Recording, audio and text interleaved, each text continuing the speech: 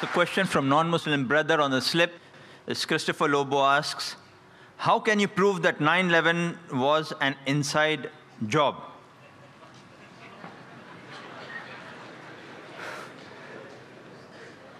Brother Lobo has asked that how can I prove 9/11 was an inside job? I've got the proofs, I can repeat the proof, it has been proven by other people. Just a few days back, there was an article that came in the newspaper that 75 professors of US, they believe that 9/11 was an inside job. And in the article, it was mentioned, it came in Times of India, I think on the 7th of September.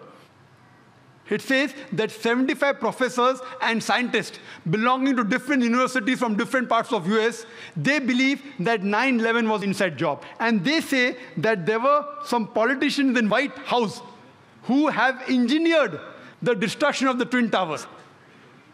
And they say the main reason was so that they could attack and they could have control of the oil-rich countries. Open secret, I told you. One of the professors by the name of Steve Jones, he says that we do not believe that 19 hijackers and a few men in the cave in Afghanistan could have done such a professional job alone. They could not have done it. We don't believe. And by God, we are going to come to the truth and we are going to expose. We don't believe in the theory of the government. They don't believe in the theory of the government. And he further goes on to say that we as being professors and scientists, we know that the steel beam of the Twin Towers, they couldn't have melted at the temperature at which the jet fuel was there. And there were systematic bomb explosions which caused this to come down. Otherwise, it cannot come down. There are many tapes. There are many books written against it. I happen to watch many of them. I even happened to watch the video recording of this Professor Steve Jones. And yesterday's paper, we get another news. 3 days later, Professor Steve Jones sent on a paid leave. Imagine, paid leave. There are many tapes. If you happen to watch one of the tapes by the name of Loose Change, 9/11, it was done by a young American of 21 years old. He makes a 1-hour documentary. There are many are there. This 9/11 documentary, it has collected clips from the various of CNN, of Fox Channel, all the news clipping. He took interviews, etc., and made a 1-hour documentary. And then he says that people who saw the airplane, they said it cannot be a passenger carrier. It looked like a military plane. It didn't have any windows.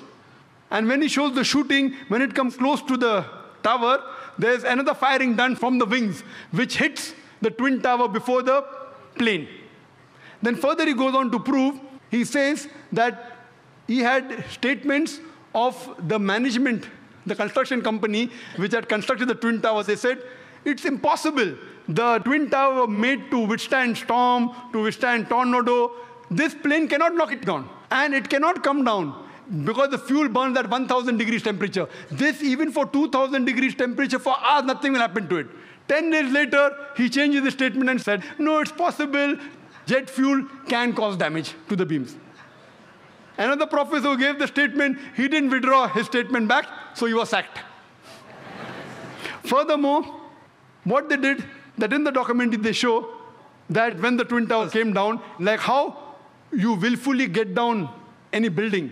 And he gave statistics that many buildings in New York, tall skyscrapers, 40 floors, 60 floors, they caught fire for many hours, but none of them came down. It is the first building in the history of USA. It has come down that way. And he showed photographs that when building is deliberately brought down, how do they get down by the explosion? The same way it came down. There was systematic bomb blast. And people who went to rescue, whether it be the firemen, they were interviewed, they said that we were thinking that someone up was pressing the bomb button. And the bombs were going out, boom, boom, boom. So how the Twin Towers come down? They have given proof. Furthermore, they say that all the proofs given by the government, they analyzed. They said 19 hijackers, some of them, they were trained as flying off the plane. They went to the university and they interviewed the professors. Do you think that this person can do such an act? Impossible. The way the plane took a turn, and I have personally spoken to senior pilots who have flown big Boeings and Airbuses for several years. They said it's impossible to take such a turn. And imagine just a new person of few hundred of us takes a turn. What the experts say, it has to be a military plane. Furthermore, information given by the government, phone calls were there. Phone calls said that they said the passenger in the plane, they claimed that they were hijacked. One of the phone calls was by a flight attendant. She says that buildings, water, my God, my God. She's been flying for 12 years. Hasn't seen buildings in New York. Another person, he says, Mom, this is Mark Bingham. Mom, can you hear me? We are being hijacked. Do you believe? The question to be asked, if I'm going to speak to my mom, I will say Zakir. I'll not say I'm Zakir Naik speaking. He said I'm Mark Bingham. Mom, I'm Mark Bingham. If Mark has to speak to the mom, he will say I'm Mark. He will not say I'm Mark Bingham. He gave systematic proofs. Do you speak to your mother telling your surname? So all the proofs, all the phones were taped down, and then he did a survey that can the mobile phone work at 32,000 feet. When a survey was done at 4,000 feet, the chances of mobile working is 0.4%. At 8,000 feet, it is 0.1%. And 32,000 feet, it is 0.006%. 0.006. There's no chance. And the documentary says that today, USA is spending millions of dollars to reach mobile at that height. In 2001, they did it. Then there are many documentaries. Then the documentary says that there are black boxes. Every plane has got 2 black boxes. And the black boxes can withstand a temperature of 3,000 degrees centigrade for several hours. And in just 1,000 or 2,000 degrees, all the black boxes have been destroyed. He goes on systematically. And immediately, after a couple of weeks, Osama bin Laden, he gives an interview on the Ummah magazine. And he says that I am a Muslim, I will not lie. According to me, killing innocent women is prohibited, it is wrong. Killing innocent children is wrong. Killing any innocent human being is wrong, and Islam condemns it. Osama bin Laden giving an interview and saying that. A couple of days back, you get a video clipping from Al Jazeera. Osama bin Laden training 9/11. Because 75 professors say it's an inside job, now they manipulate, and after 5 years, they're showing on the television. Why? So here we realize everything, it was inside job. And these 75 professors, they have promised, by God, we will come to the bottom of it. Regarding the second attack at Pentagon. At Pentagon, when the airplane crashed, there was no scraping on the grass. Nothing. Only a hole in the Pentagon. And the hole was only equal to the body of the plane. And we see a crater, and they showed on the television. But when the wings went, the wings weren't seen outside, neither were the window panes damaged of the Pentagon. If a plane body goes in and the wing stays out, either the wing will remain outside or the window pane will damage. The building was intact. So how could only in the circumference of a body of a plane, how can the wings go in as well as the tail? I mean, it's fabricated. The people who said that, the plane went just 40 feet above my head. Today science tells us that if Boeing is flying at 40 feet above your head, that car will fly away. An interview was taken of an ex-military person. He said it sounded like a missile. It had to be a missile. The missile would make that hole.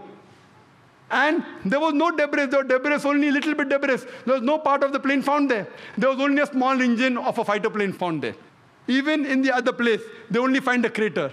Time doesn't permit me. The amount of ample of evidence given there, even a fool will know that this was an inside job. But it doesn't convince George Bush. And what they say, the reason is only to attack Afghanistan, Iraq, and then Iran. They're even predicting that Iran is going to be attacked. They want to have control of the oil-rich countries. So this terrorist attack is for what? One is injustice. Second is for money. It's for power. And many politicians find that he's going to lose the vote, he creates a fear psychosis. Okay, you better elect me or the Muslims will get you, and they elected. Same thing in Gujarat. A fear psychosis was created. If you don't elect us, the Muslims will kill you, and the government came back in power. So what we realized, that this was nothing but an inside job. And there are several tapes, several VCDs available, 9/11, loose change, then Fahrenheit, many. And if you see all this, it is a blatant, open secret that this attack on the Twin Towers was done by George Bush himself. The